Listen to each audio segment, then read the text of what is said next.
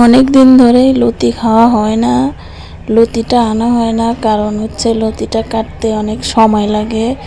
এর জন্য লতিটা কিনে আনা হয় না। আমি তো সময় পাই না, বাসাতে রান্না বান্না, বাচ্চা কাচ্চা স্কুলে দেওয়া, এগুলো সংসার টংসার সামলানোর পরও আমি একটা কাজ করি, সেটা আপনাদেরকে অন্য একটা ভিডিওতে আমি দেখিয়ে দিব। আমি যে আজকে লতি এনেছি, যে আজকে আমি যত দেরি হোক আজকে লতি কাটবো, রান্না করব, তারপরে খাবো। পরে যে লতিগুলো কেটে সুন্দর করে ধুয়ে নিয়েছি, আমি চিংড়ি মাছের শুটকি দিয়ে রান্না করব।